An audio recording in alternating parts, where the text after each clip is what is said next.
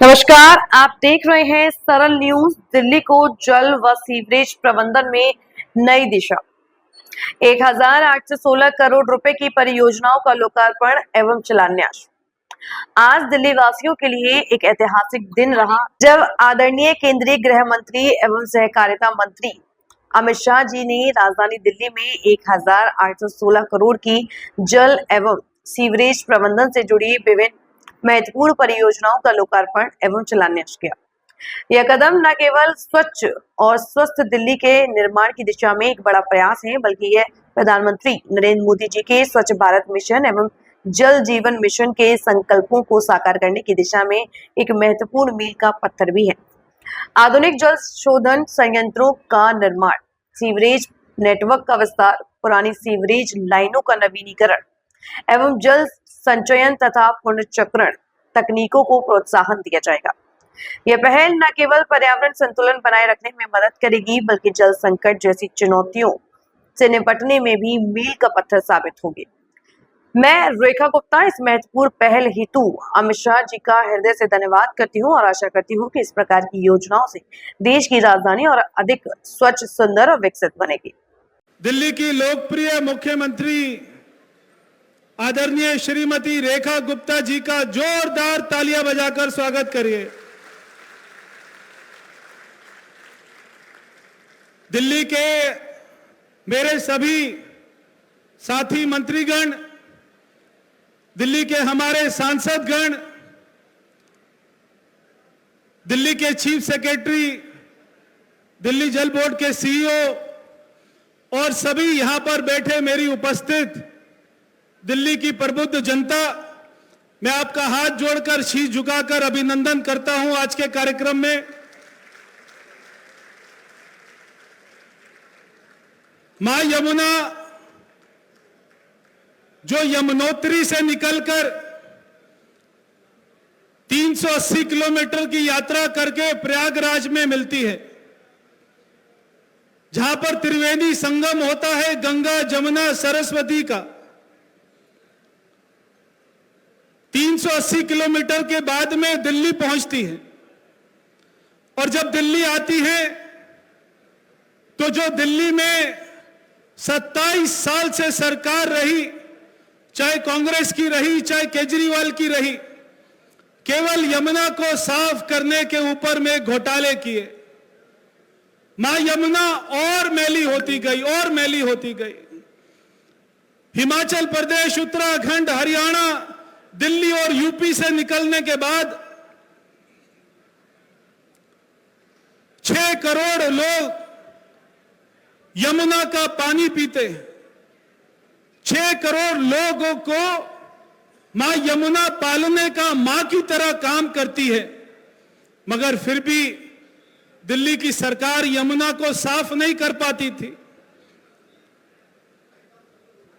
पौराणिक, सांस्कृतिक और धार्मिक बातों में यमुना का क्या महत्व है, मैं वो कहकर अपनी बात को शुरू करता हूं। भगवान सूर्य की पुत्री है यमुना, शनि भगवान की बहन है यमुना, यमराज की, यम की बहन है यमुना, भगवान कृष्ण की संगनी है यमुना, और अभी जो हम छठी मैया का पर्व मना रहे हैं, यमुना मां की बुआ है मां छठी मैया।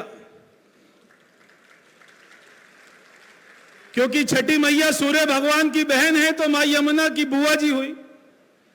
इतना महत्व होने के बाद फिर भी यमुना मैली है। मैं सभी लोगों से कहना चाहता हूं, हम यहां पर आज जो है प्रण लेकर जाएं कि हमारी तरफ से जो भी सहयोग होगा मां यमुना को साफ करने का, वो हम करेंगे।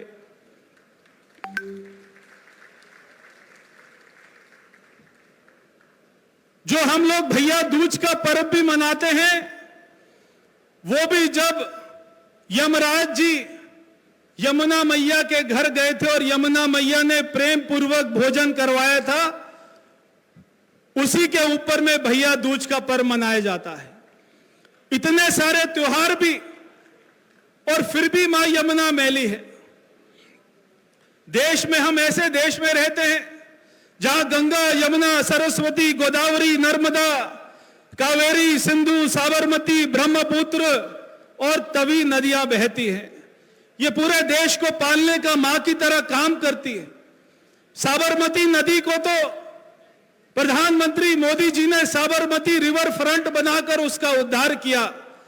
आज सरकार बनने के बाद में 1 दर्जन से ज्यादा बैठक करने के साथ माननीय गृह मंत्री जी जब अधिकारियों के साथ में बैठक करते हैं, मैं उस बैठक में मैंने सुना था जब दिल्ली जल बोर्ड ने कहा कि हम सीवर को साफ करने की क्षमता को 700 से बढ़ाकर 1200 कर देंगे, तो गृह मंत्री जी ने कहा 1200 मत करो, इसको बढ़ाकर 1500 करो ताकि आने वाले 50 साल तक भी यमुना मां गंदी ना हो।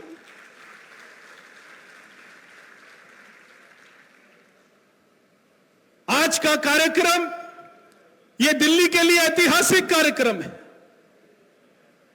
मां यमुना को साफ करने का भी मौका शायद भारतीय जनता पार्टी की दिल्ली सरकार को, रेखा गुप्ता की सरकार को मिलना था।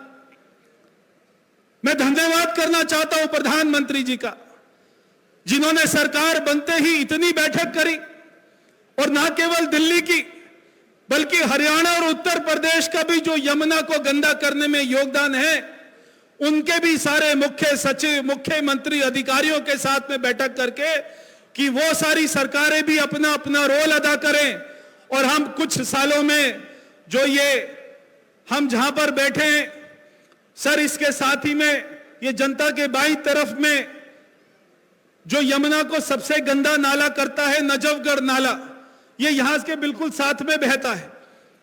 ये पहले इसका नाम नजफगढ़ नाला नहीं था, पहले इसका नाम था साहिबी नदी, जो कि यमुनोत्री से ही निकलती है। वहां पे हिमालय ग्लेशियर से यमुनोत्री के पहाड़ के एक छोर से जो पानी निकलता है वो गंगा, वो यमुना नदी होती है, और जो दूसरी छोर से पानी निकलता है वो साइबी रिवर के नाम से जाना जाता है। ये दोनों नदियां ही यमुनोत्री से निकलती हैं। पहले साइबी रिवर के नाम से जाना जाता था, बाद में बसावट हो गई, लाखों लोग, करोड़ों लोग दिल्ली में आए, मगर उसके बाद में धीरे धीरे साइबी रिवर को हम सभी मिलकर नजफगढ़ नाला कहने लग गए, क्योंकि इतना गंदा ये हो गया है। मगर दिल्ली सरकार, हमारी सरकार की सर्वोच्च प्राथमिकताओं में से एक है मां यमुना को दोबारा से निर्मल करना, पवित्र करना, शुद्ध करना, साइबी रिवर को दोबारा से अपने रूप में लेकर आना। जब मां यमुना साफ होगी तब दिल्ली को एक नदी नहीं मिलेगी साफ, दिल्ली को 2 पवित्र नदियां मिलेंगी, मां यमुना और साहिबी रिवर, साहिबी नदी। यह हमारा सौभाग्य है कि दिल्ली में नदी बहती है, मगर आज तक नदी को हम लोग जान नहीं पाए। दिल्ली में हजारों की संख्या में अनऑथराइज्ड कॉलोनियां थी। प्रधानमंत्री मोदी जी ने पीएम उदय योजना लाकर सारी कॉलोनियों को पास कर दिया, सारी कॉलोनी में रजिस्ट्रियां होने लग गई।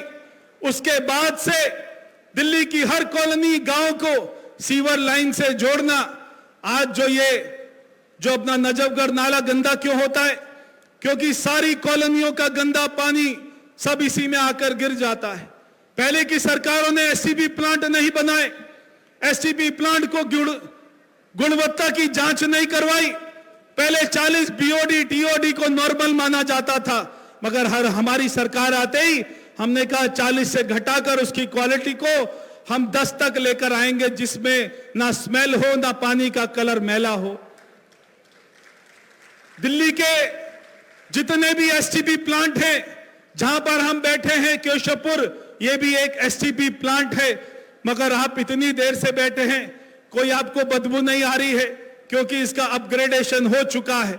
ऐसे ही दिल्ली में जितने भी एसटीपी प्लांट है, सबका अपग्रेडेशन का कार्य चल रहा है। जितने भी डब्ल्यूटीपी वाटर ट्रीटमेंट प्लांट है, उनका अपग्रेडेशन का कार्य चल रहा है। आज जो दिल्ली जल बोर्ड की दिल्ली की सीवर को, पानी को साफ करने की क्षमता आज केवल 700 एमजीडी है, अगले 3-4 सालों में वो बढ़ाकर 1400 जो है एमजीडी हो जाएगी सीवर को साफ करने की क्षमता। दिल्ली का सारा सीवर हम लोग साफ करके उसके बाद में नालों में डालेंगे। उस साफ किए हुए पानी को दिल्ली के हॉर्टिकल्चर के लिए, दिल्ली के पेड़ पौधों के लिए, दिल्ली के पार्कों के लिए, सभी डिपार्टमेंट के लिए उसको यूज किया जाएगा। फिर जो पानी बच जाएगा उसको नालों में छोड़ा जाएगा और वो बाद में यमुना में जाएगा, ताकि यमुना काली ना हो, यमुना में कोई स्मेल ना आए। और हमारे छठे पूजा, हमारे पूर्वांचल भाई, जिसको केजरीवाल सरकार ने छठ पूजा यमुना के तट पर बैन कर दी थी, अभी आपने देखा होगा 4 दिन पहले मुख्यमंत्री जी वहां पर खुद नाव में चलकर पूरी यमुना में गई हैं कि कहां पर छठ घाट बन सकते हैं।